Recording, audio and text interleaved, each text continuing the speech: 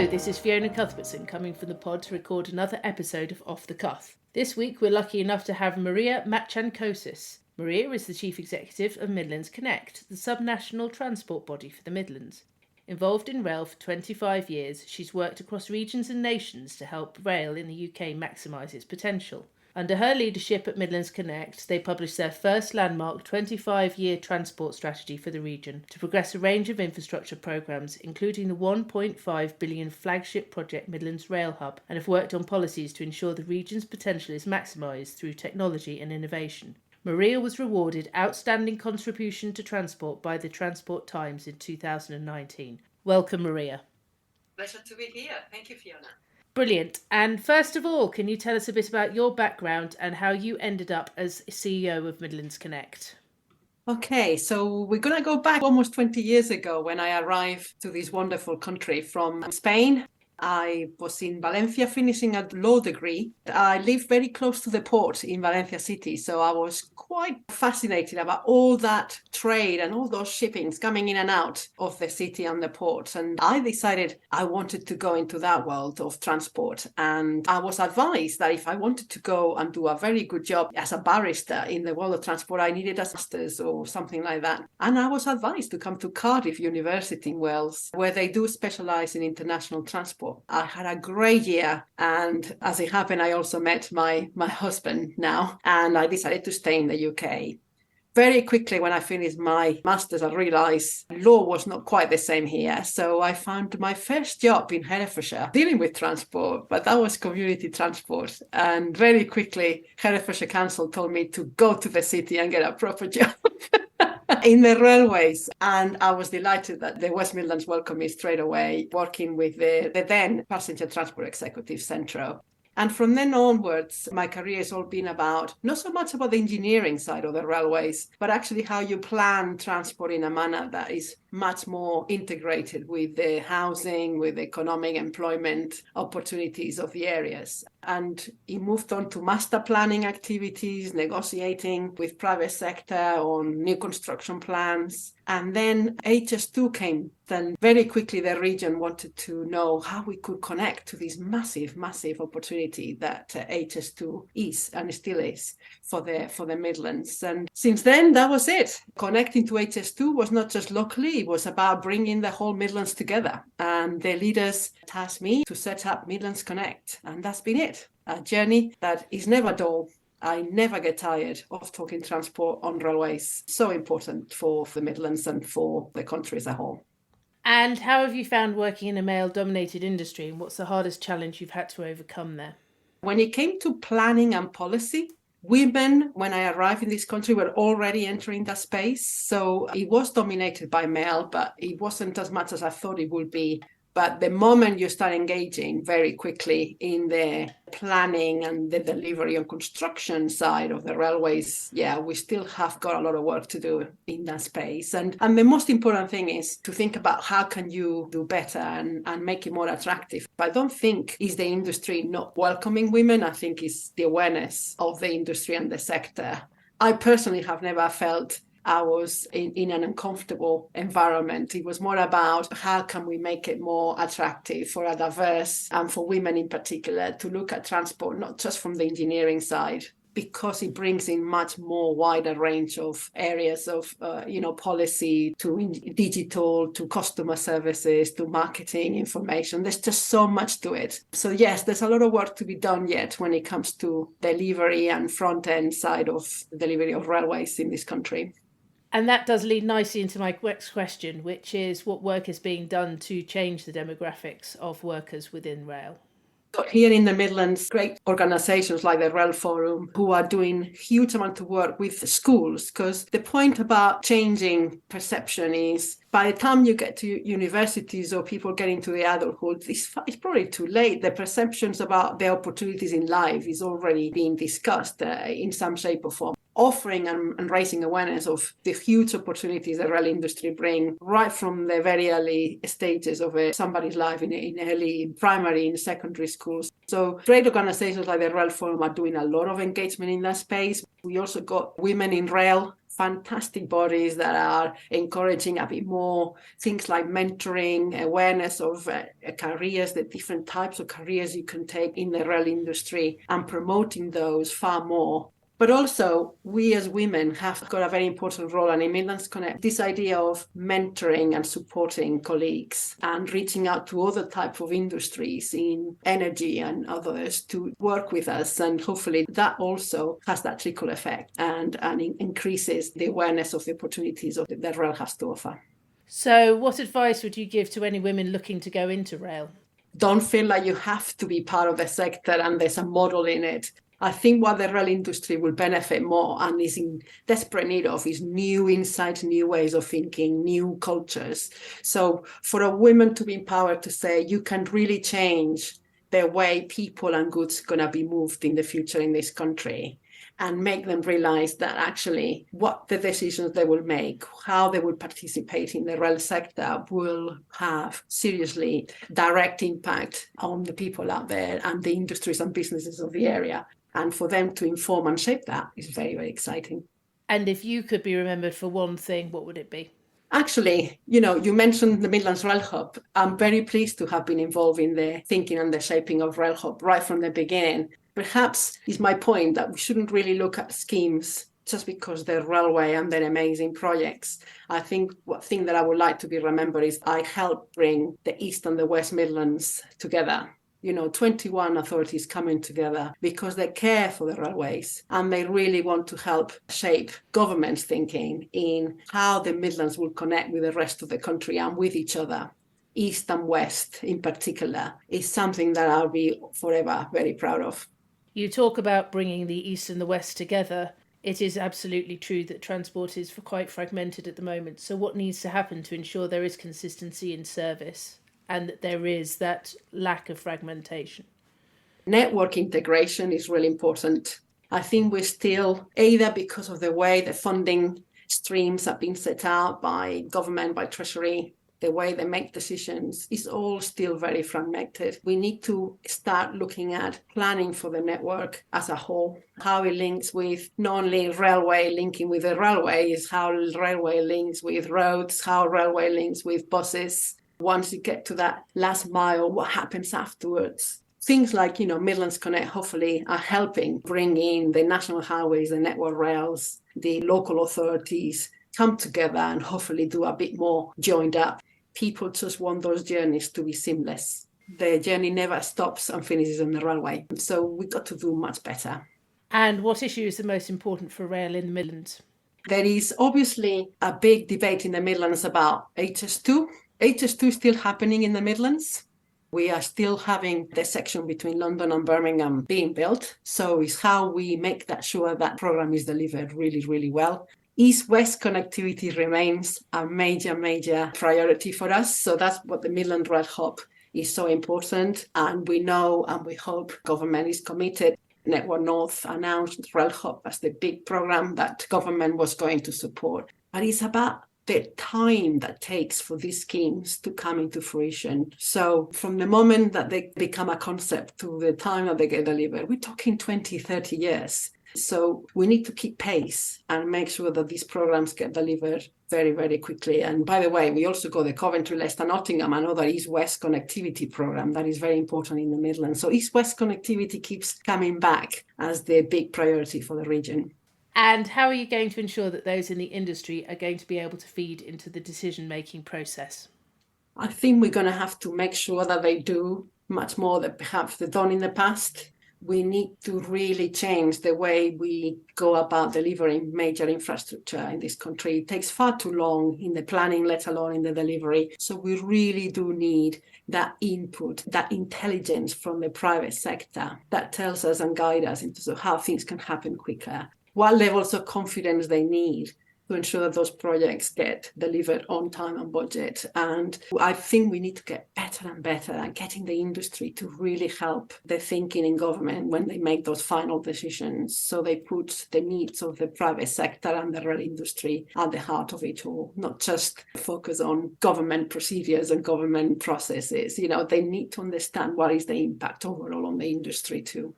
Yes, you mentioned government processes. We know that working cross-party in politics is often key to getting change. So how do you manage this process, considering you have a collaboration agreement with the government?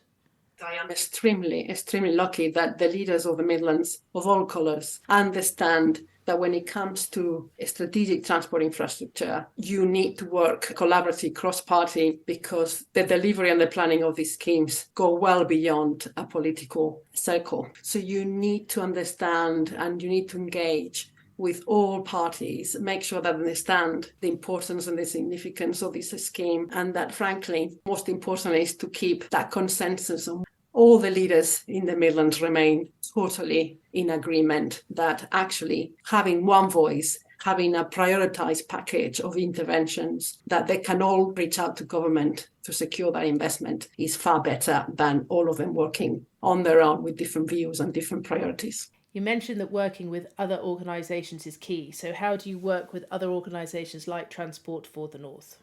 We're in the Midlands of the country, and our connections to the north, the south, connections to Wales, they're all very, very important. And in fact, all the national infrastructure crosses the Midlands and it sits within the Midlands. So no matter where you are in the country, you cannot go over the Midlands, you cannot go under the Midlands, you've got to go through the Midlands. And so our relationship with the rest of the country is actually part of our DNA. The Midlander gets it. You know, we want to be connected to every part of the UK, and the North in particular is really important to us. We got very good connections to London, the southwest. There's a lot of arterial routes going up and down. How we link to the great cities is still very important to us. So we will work with Transport for the North to see how best we can do that, how we can work with Network Rail and really show the benefits of linking better the towns or cities of the Midlands to the north and make a good, strong economic case for it.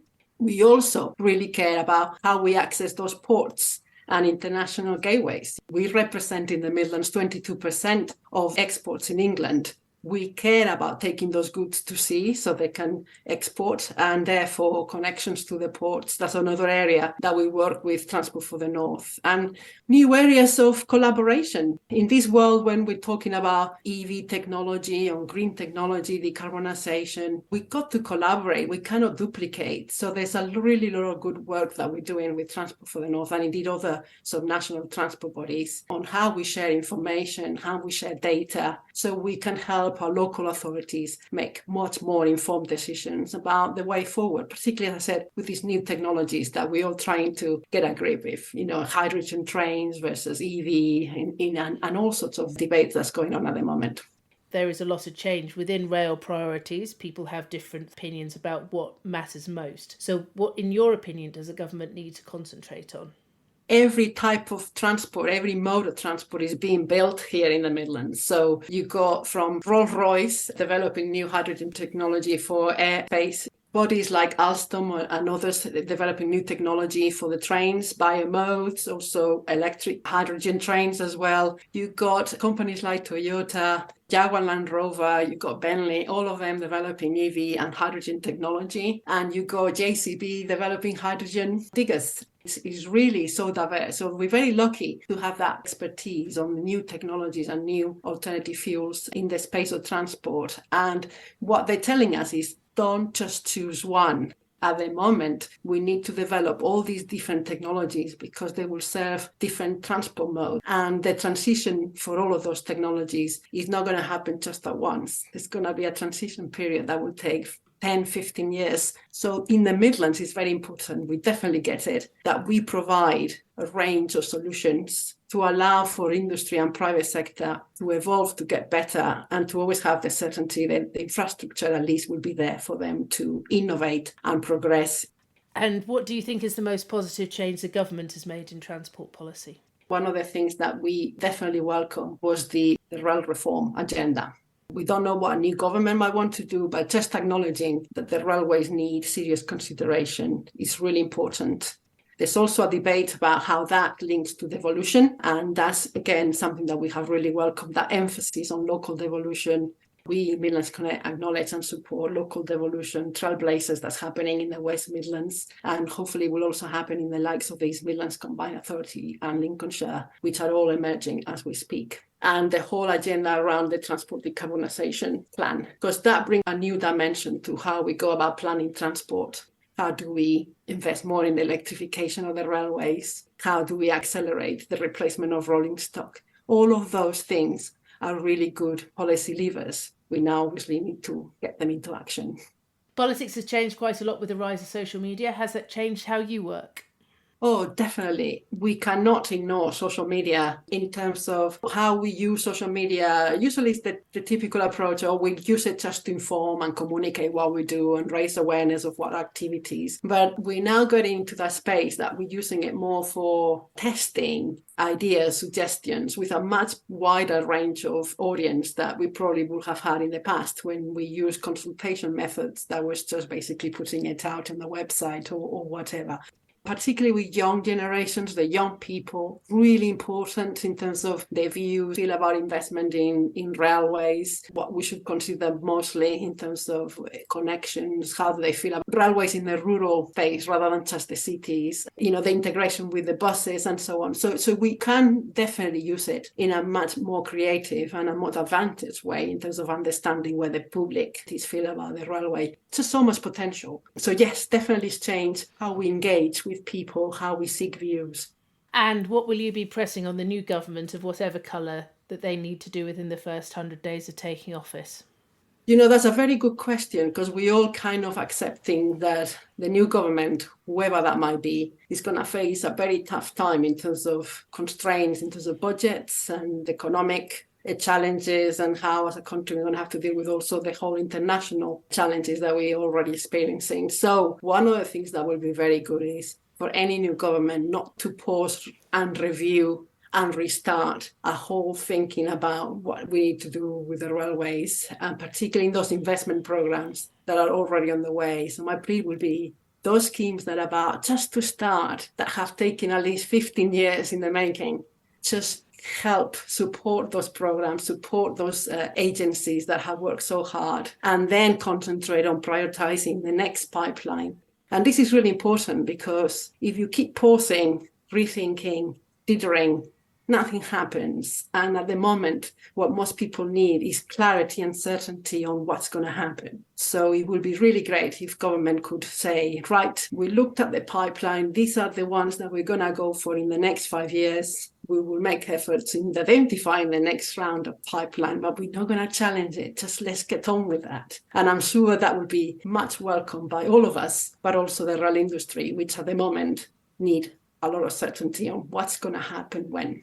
Absolutely, it is all about certainty and visibility of projects and work. So how are you going to work with the government to achieve this?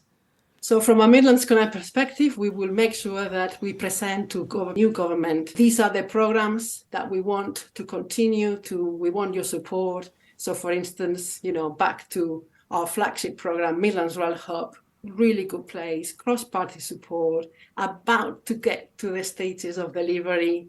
Please back it, and so we can all start delivering SASP. The same with other programs like the Coventry-Leicester, Nottingham proposals, and the Birmingham Black Country, Shropshire proposals. From our perspective, we'll hopefully make it easier for them to understand which are those priorities that will make the most for the Midlands economy and for supporting our growth in the next 5-6 years. And what do you think the world will look like in 5 years' time? In 5 years, not 10 years, in 5 years' time. Oh, 10 years. How about 5 years? How about 5 years and then 10 years? No, it's a great question. I like the 5-year challenge, because a lot of people are very good at telling you the vision of the long term and what we would like to see. But 5 years is long enough. I think we're going to see definitely a shift into focus more on making the most of what we got rather than keep building new stuff. And therefore, that will give, it's the maintenance, the renewals, but in line with climate change, how we make sure the infrastructure is better with flooding, and how you bring the innovation into all of that, how you do the retrofit with using the latest innovation. And that's a challenge in its own right, but can bring huge opportunities in terms of the type of skills and jobs that will be needed to do that. And finally, what gives you the most hope for the next generation? The next generation is great. I got, as it happened, to children, they're all well into their teens now. And the way they look at how they travel, it's all about options. They just want options. They don't just get fixated on the car. It used to be, this obsession about ownership of a car. I think the new generation about, as long as I have got access to information so I can make my choices and I got those options about how to travel. So that's a new mentality that we need to tap into and we need to really work with in terms of how we're going to present travel options. And railways is part of that. But this is my point about integration. They will not look at the railway in isolation. And the whole door-to-door journey and all the options that they will get through the digital platform, how does the railway feature in that? So I got a lot of hope because they will be always, if there's a better option, I will use that. And railways have to make sure that they are the better option. Well, thank you, Maria, for coming today. It's been most interesting to hear about what you feel is needed to ensure that the UK rail industry adds all it should to UK PLC. And thank you to the listeners who've hopefully enjoyed the show as much as we've enjoyed making it. If you have any questions regarding the podcast today, please feel free to comment. If you think it's worth coming back, please like and subscribe. If you feel you need something to tide you over to the next podcast, please buy my book Party Games on Amazon. And on that note, I'll see you next time. Hope you have a good week, one and all.